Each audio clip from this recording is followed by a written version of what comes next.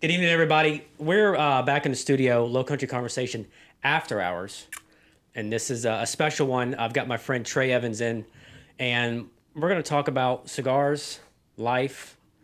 But first, this episode is sponsored by Shell Ring Ale Works, and Nick over at Shell Ring was graciously kind to donate some beer for us this evening, and I got the Naughty Light.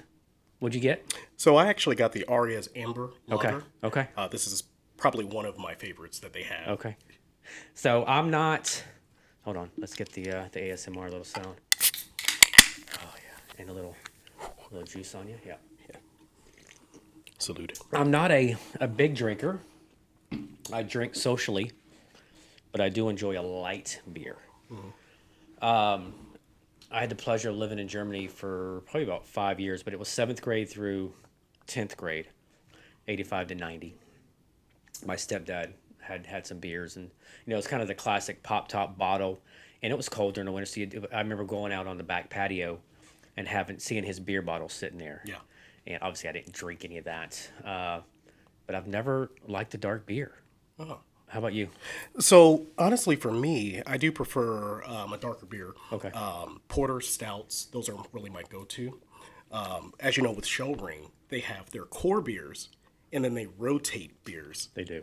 And their Arias, they've perfected it. Okay. As a lager, in my opinion. Okay. Well, I trust your opinion. Yeah. But the Naughty Light, nautical light, but Yeah. It's smooth. right? It is. It really is. And it's good on a hot day. Yep. We've taken it out to the boat a couple of times. Yep. And that is a really easy drinking. It is. And he's done, not only does, and again, this is a longer shout out than anticipated, but Nick and Shell Ring has done a great thing for the community. And do you know the history of the Shell Ring and what it represents?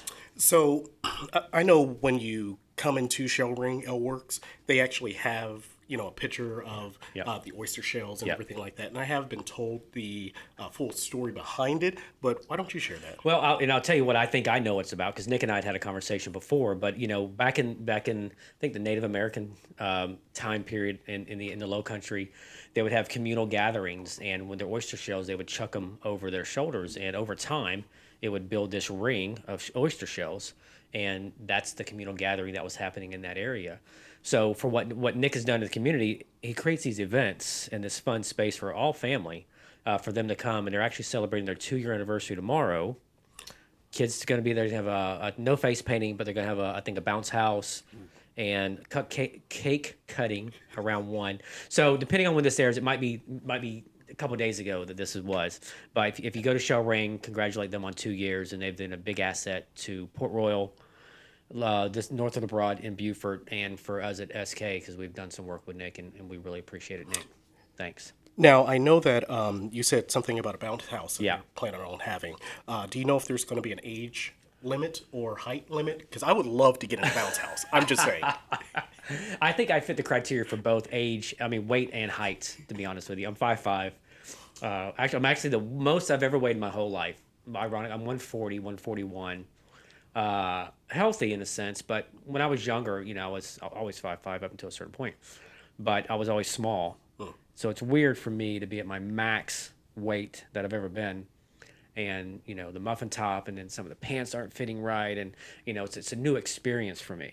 It's the fabric shrink. That's exactly what it is. And that's what I try shrinking. to tell the wife. Yeah, my pants have shrunk. What's happened? My shirt's not fitting the same way. You must have washed it wrong or something. Right. But, I don't know. I'm sure if we persuaded some stuff and we're the only ones there, we can get in. Nice. We'll try. So, 2 years. When I first moved here to South Carolina,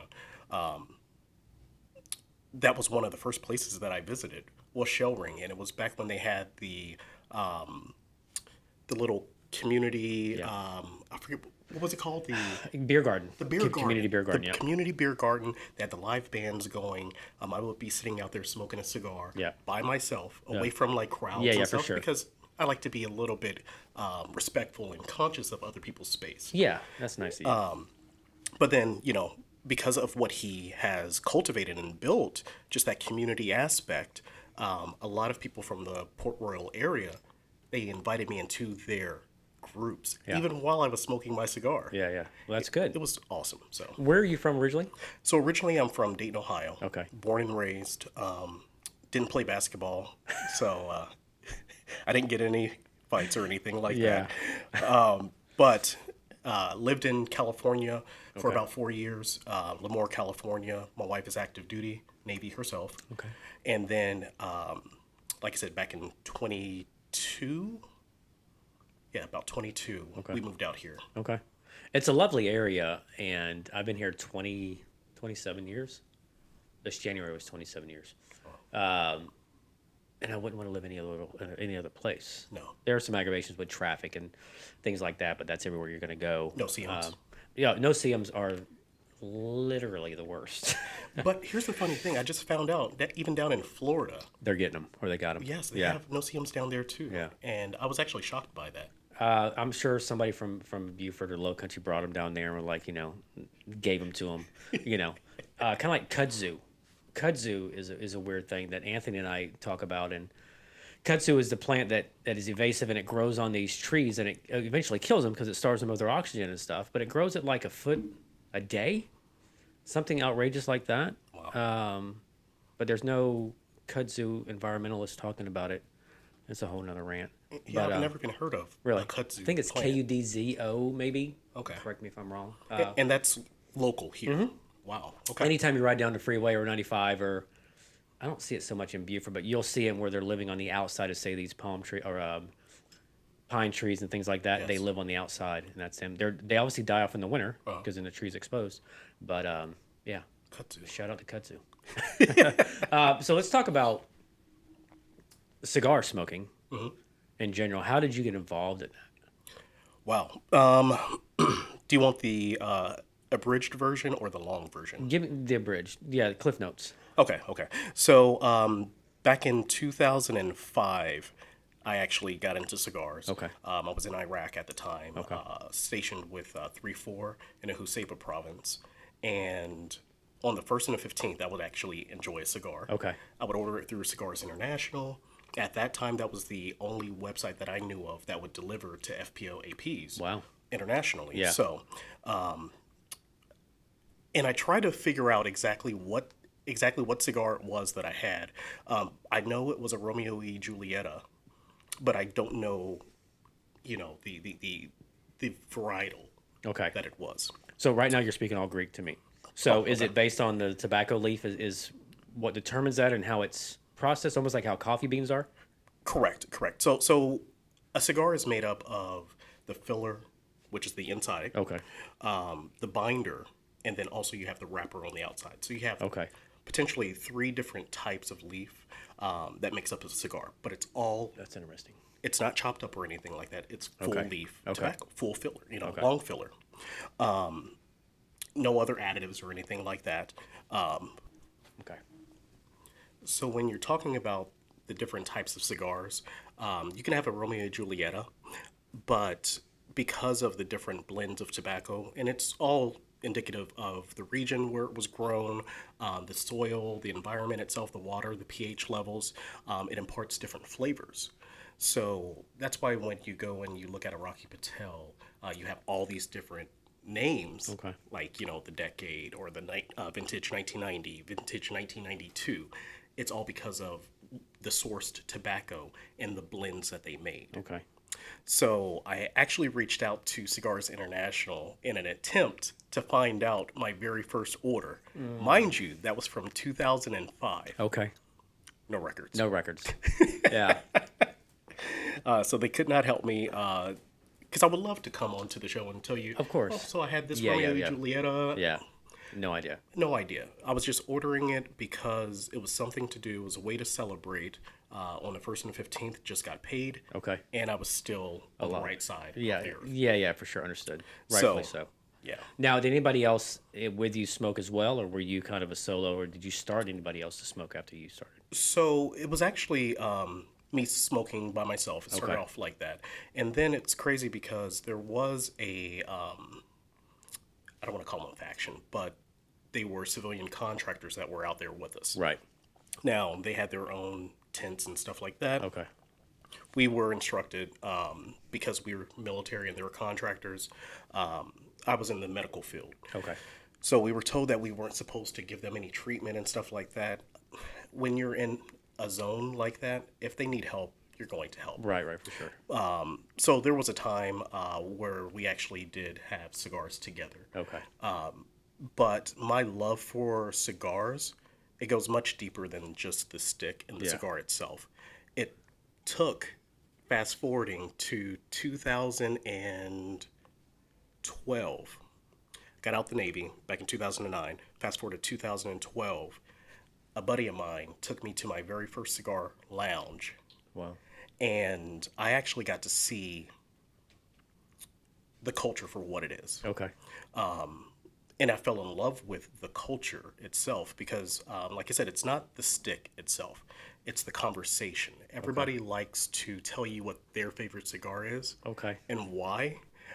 It seems like a lot of the cigar community, they're just open to sharing, Right. whether it be, like I said, the knowledge, whether it be a nice beverage, Yeah. whatever. It just seems like everybody is open. Not only that, I like to call the cigar the great equalizer Okay. because you could be sitting next to a judge, Yeah. a politician, Right. a police officer, a janitor, anybody, Yeah. have nothing else in common except for that That stick. cigar. That's That stick is what we, is that's what Or that's a cigar, term. Okay. yeah, that stick, that cigar. Yeah. Yeah, that's a great Do equalizer. so the cutters, how important is a cutter? Is it, and again, I'm speaking from a novice and from the outside looking in, Yeah. so my knowledge is very limited. Do cutters make a difference? Yes, yes. I firmly believe that a cutter is more important than a lighter, in my personal opinion. Okay. You're talking about the integrity of that stick. Okay. If you damage the integrity, let's say you have a cutter that's cheap, kind of dull, something like that, you can tear up that cap, you can make it unravel, and it starts to diminish your experience with that stick. Right, because that's basically that's the end where your mouth goes in anyway, so you're on the back end of it. And if the integrity's questionable or it's been damaged, then it's going to affect. I can see how that affects that. So what about the lighter? How does the lighter? A lighter, the main thing with lighters is you want to make sure that you're lighting your cigar properly. Okay. So you can literally not even have a lighter. You can light your cigar with a match Okay. or a cedar spill, which a cedar spill, it's cedar that you light, Okay. and then it's just the flame and the wood that's burning. So almost like a match, Okay. Yeah. but it's literally just the wood. There's no sulfite or whatever that's on the tip of a match. Correct. Yeah. That's interesting. Who would have known? I mean, that's Or that's a you can lot. you can use a bic, Yeah. but then it's a different type of fluid that's inside, those lighters. Yeah. So those flame. Yeah. Correct. Some people use literally the fire from a barbecue grill or Right, whatever right, to right. light their lighter. Right. So, in my personal opinion, like I said, I'll go back to that.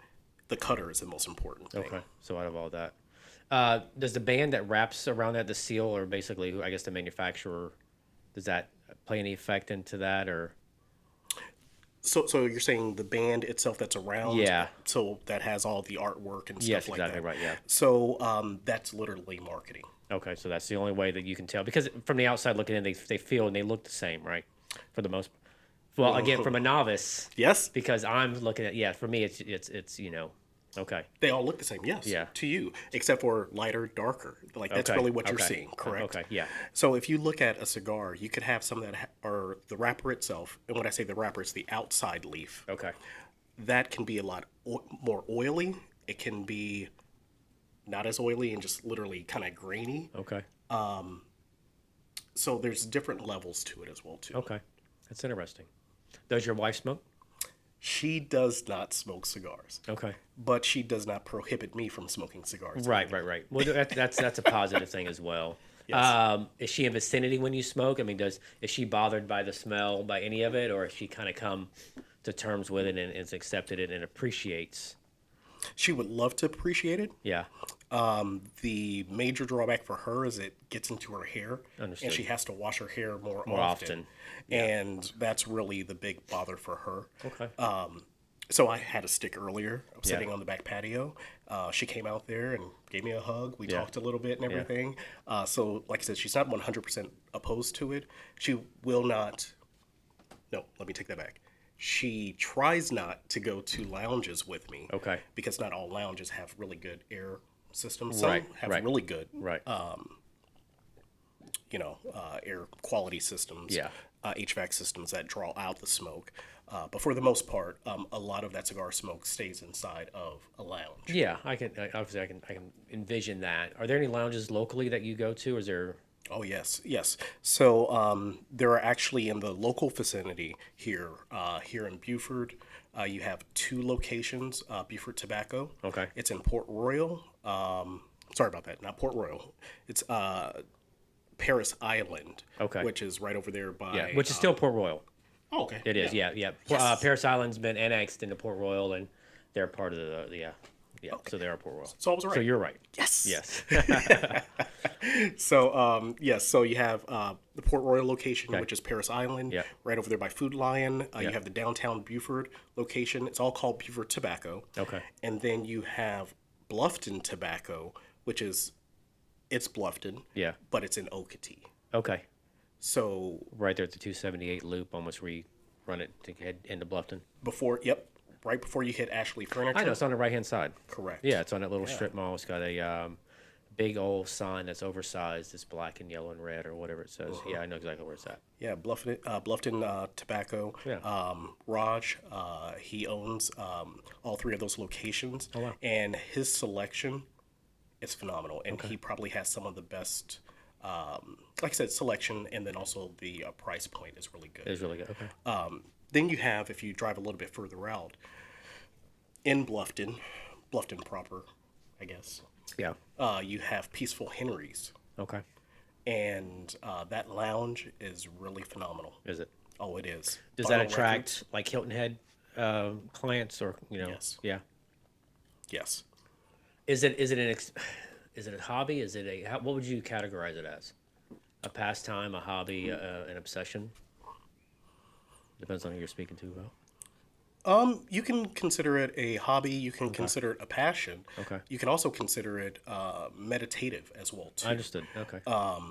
Is it expensive? to Mental get into? health. Oh, we're not even talking mental health Yeah. as well, because that yeah, just to relax Yeah. and have those conversations and those Yeah. connections. because it does. I'm sure it does multitude of things where it takes your mind off what's happening around you and it Yes. gives you that moment that's because you're not on your phone. Correct. You're talking to that person about whatever. You're engaged with that person, and then the meditative aspect of it. I get it. Yeah. So is it from a cost standpoint? Is it less expensive than say having a cigarettes? Yes. In my personal opinion, Yeah. yes. So yes and no. Okay. I guess it depends on your consumption of cigars. Okay. So, and also the type of cigars that you're going for. Right. So, I get it. because they can range literally from $2, Yeah. $2 chucks, all the way up to $160 per stick. Per stick. Wow.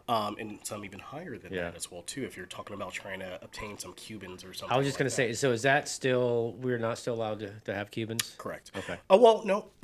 You're allowed to have Cubans. Because of the trade embargo, you're not allowed to purchase Cubans Okay. So you can have them, but you just can't purchase them. in the United If States. they can be gifted to you. They can be gifted to you, or if you go and visit a country that sells legitimate Cubans, because Okay. there's a lot of fake Cubans out there. How do you distinguish what's a real Cuban versus a fake Cuban? First of all, the place that you're buying it from. Okay. And then also you have to look at certain elements of that stick. So let's say you're buying a Monte Cristo, oh my gosh, Leanda, Okay. which is one of my favorite Monte Cristos, Okay. which is a Cuban. Just knowing the construction and how it's supposed to look, Yeah. the cap, and when I say the cap, it's the side that you cut and put to The back end, yeah, for sure, yeah. Correct. So the cap, how it's laid, and then also you can tell from the band itself as well too. Okay.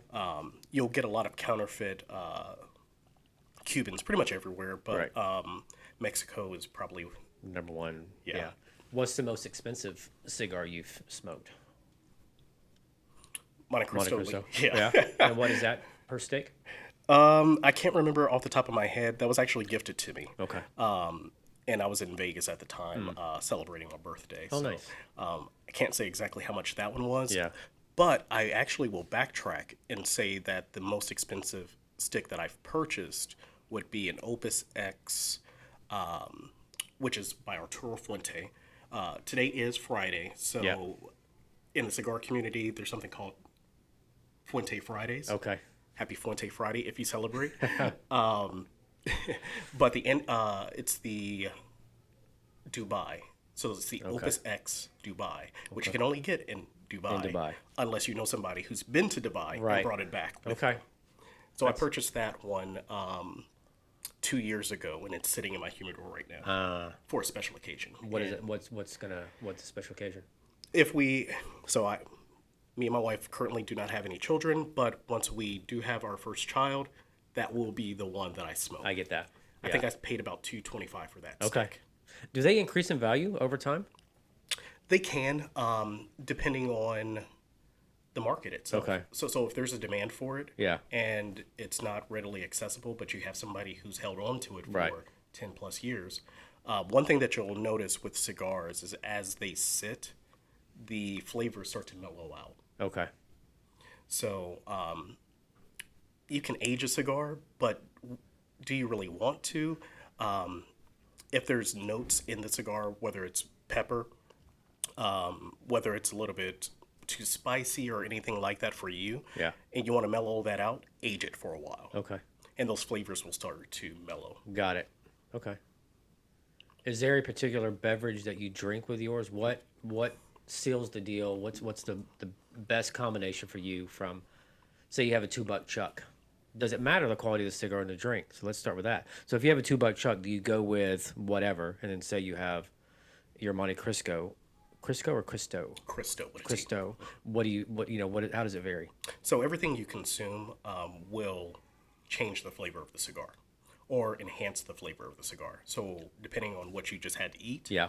and what you're drinking at the time So or if your anything like that. palates, yeah. It's your palate itself. When you're talking about flavor, your orificals, so the hairs in your noses Yeah. and stuff like that, your taste buds, just everything is affected. So for me, typically, I don't have a go-to. I typically do drink a lot more bourbons or whiskey. Okay. But I've also been known to drink coffee, which is one of my go-tos as well too. So espresso, just straight espresso. Right. Yeah, that's pretty much That's my okay. go-tos right I now. was just curious. I mean, because for other foods, for me, if I have spaghetti, I would like a nice soda. You know what I mean? I don't drink wine. Okay. So I don't pair any of my foods with wines or What kind of soda would you pair with your spaghetti? Coke. There it is. I mean, Yeah. Ice cold? it doesn't have to be honest with you. Ironically enough, from living in Europe when I lived there, ice wasn't necessarily given in when you go to a restaurant. Okay. Their sodas were kind of in.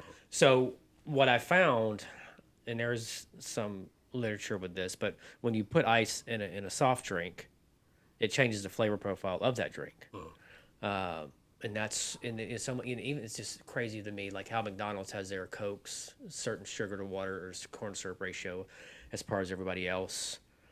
When I was in the restaurant business for 23 years, we have these, in our fountain machines, we'd have these little separator. You put it in, rotate it, and it separates your carbonated water with your syrup. Okay. And then there's a cup you put it in, and there's a ratio that you follow to calibrate your own sodas. But the fact that McDonald's has their own, and it tastes different in all over the world. I mean, it's insane to me just how countries will gauge things towards the people where they live and all those things like that. Yeah, I think that comes down to just knowing the room, reading the room. So your customer base, if you know that they don't like a lot of carbonation, Yeah. yeah, you might turn it down just a little bit for their palates. Yep. I'm I mean, McDonald's has a lot of things on their menus in different countries that we don't even have Oh yeah, here. for sure. Yeah, I've had I think shrimp at one. We were in Italy in 2010, I think, and there was shrimp there that we had, and we try different things if we do go overseas or wherever we travel. I don't know why they keep trying to bring back the McRib. Like, that's the worst thing I've ever. never had it. I've never had the McRib. I don't like onions. First of all, I'm telling you, dude, my palate is insane. So I'll eat onions again. Spaghetti as a reference. When they're cooked down for a flavor, I don't like a raw onion. I don't like the crunch. I'm very texture driven when it comes to consuming food. My collard greens got to be soft and salty. My broccoli has to be soft. My carrots, in a beef stew kind of a thing. And I'm 51. I sound like I'm 13 or younger. All my stuff. So from the McRib standpoint, it's just what processed pressed Pork pork. Yeah. smothered in sauce and Yeah. tons of uncooked onions Oh yeah, yeah, yeah. and some pickles. Yeah. So there's yeah. That's a big no for me, dog. That one's not happening. So yeah, it's just insane the way things go. Yeah. Let's talk about food. We get into that. Yeah. What do you eat? What do you like to eat? What's your favorite? As you can tell by my size, I pretty much eat a lot of things. My wife is a lot more picky than I am. Okay. I enjoy sushi. I enjoy all my carbs. So give me some good donuts. Give me spaghetti. I love spaghetti, by the way, but I have to have onions in my spaghetti. Do you really? Oh yeah, but they're cooked down. Yeah, and I could do that. I'm not a straight out of the jar kind of a sauce. Kelly does a phenomenal job with her sauce. Nice. And I do love garlic bread. Oh yeah. I could eat bread for dinner, Yes. for breakfast. I mean, from Hawaiian rolls to the Texas toast that you throw in the toaster oven. Now, do you like the Texas toast that has the cheese on the top as well? There's a big difference, dude. You can't. There's a huge difference in those two, and from the way it's prepared and the Yes. way it reacts in the oven or the toaster. Yes. No cheese Okay. Okay. because It is a difference. it is because the bread underneath that cheese isn't as hard as the bread on the bottom of that cheese on the bottom of the bread itself. Yeah. Oh, it's ridiculous. Yes. It's like soggy at the top where the cheese is. Exactly right. So you lose some of that texture and, Yeah. stability, if you will. What's really funny is when Chef Boyardee changed their sauce in their spaghetti and meatballs. I could taste it. As trivial and as stupid as it is, something different that they did, dude. I'm telling you. Sean, you're losing almost all I credibility am with me. telling you. At this point, it is what it is. So, You know what I mean? so is it the ravioli or the spaghetti and meetballs you said? It's this. No, it's their tomato sauce in general. In general, all so, of it, in which again getting older, I've stopped a lot of sodium and trying to change my diet. So I haven't had it in a while, but within the last 2 years. But ravioli, the sauce, the spaghetti meatballs of the sauce had changed, and it's not as good. Yeah. You know what The I mean? meatballs have changed too. They have. Yes. Now you want to talk about some good pizza. So Chef Boyardee makes the box pizza. It's where you create the ingredients. So you make the dough and put the sauce on it. It has a small round, probably 1-inch pepperoni slices on it. Best ever. Huh. I don't know if you ever had it, but look, next time you go Okay. to Walmart, wherever, look for Chef Boyardee, and it's like a pizza box. It's like Okay. a package. And you make your dough, and you put your sauce on it, and your cheese, and all, and then make sure you put Parmesan on it once it comes out.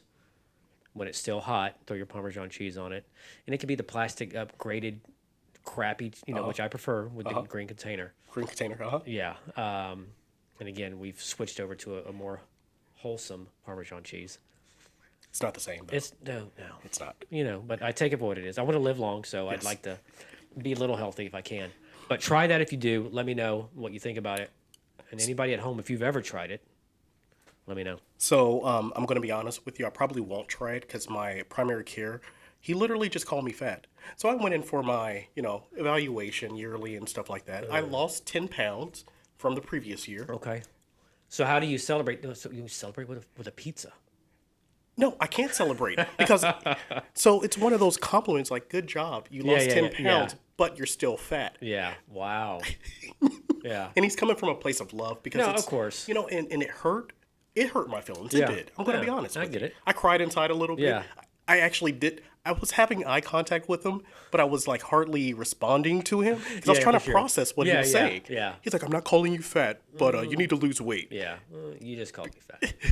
But then I actually came back around because I realized where he's coming from. Yeah. And it, you know, when you're in that medical profession, if you see that a person is getting to a point where they're looking over that threshold, Yeah. do you enable by not telling them the truth or give them a little bit of tough love? Yeah, no, the tough love is always the way to go, right? When anything, it's like, pull that band-aid off, and Yeah. that's in relationship advice, or, because he knows more than we know. Yeah.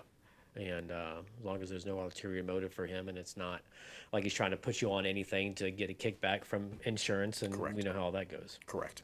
So I did cry a little bit to the wife, not cry, but I give her a call, and I was a little bit upset. Yeah. And then as I was talking to her, I had to be honest with her. Like, it hurt my feelings Yeah. because It's true. it's Truth true. hurts. Yes. Truth hurts. I used to be 165, 185. Okay. You know, I need to get back to that. Yeah. I won't say how much I weigh now. I won't ask. 220. You know, 0.5. You know, I need to get back up under. So, but anyway. So what are you, or how are you combating it besides eating?